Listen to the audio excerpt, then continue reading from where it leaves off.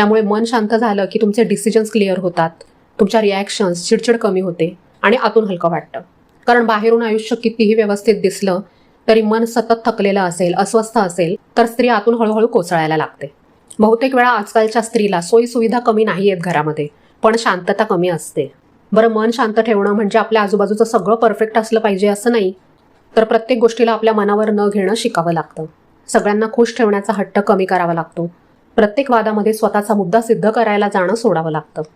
दुसऱ्यांच्या वागण्याचा भार सतत आपल्या मनावर वाहायचा नाही आणि दिवसातून थोडा वेळ तरी स्वतःच्या मनाचं ऐकायचं.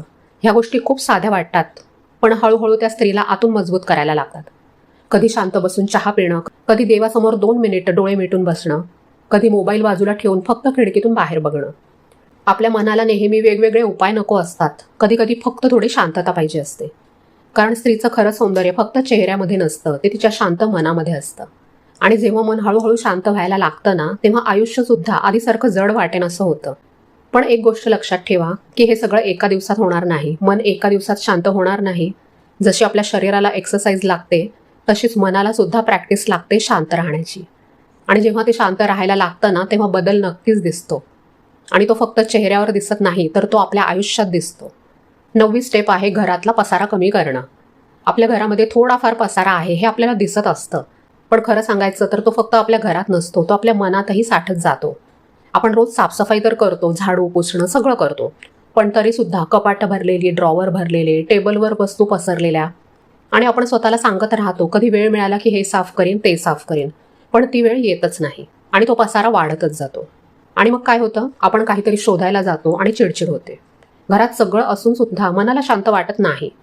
स्वतःला नव्याने घडवताना घरातली आणि मनातली अनावश्यक गर्दी कमी करणं सुद्धा गरजेचं आहे. कारण कधी कधी आपण वस्तू इतक्या साठवत राहतो की घर भरत जातं आणि न कळतपणे आपल्या मनातही ती गर्दी साठत जाते. कधीतरी उपयोगी पडेल म्हणत आपण कितीतरी वस्तू जपून ठेवतो. जुने डबे, जुने कपडे, तुटलेल्या गोष्टी, आणि हळूहळू घरात प्रत्येक ठिकाणी पसारा वाढायला लागतो. आणि मग त्याच वस्तू आवरण्यामध्ये आपली एनर्जी खर्च होते. घर साफ केलं तरी मनाला हलकं वाटत नाही.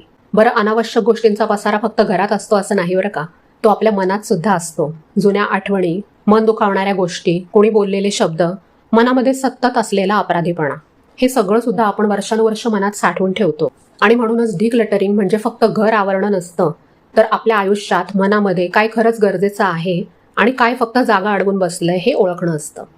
कधी एखादं कपाट रिकामं करा, जुने न वापरणारे कपडे दान करा, किचनमधले नको असलेले डबे कमी करा, मोबाईलमधले सुद्धा अनावश्यक फोटो, व्हिडिओ सगळा गोंधळ कमी करा आणि त्याचबरोबर आपल्या मनातल्या सुद्धा काही गोष्टींना जाऊ द्या.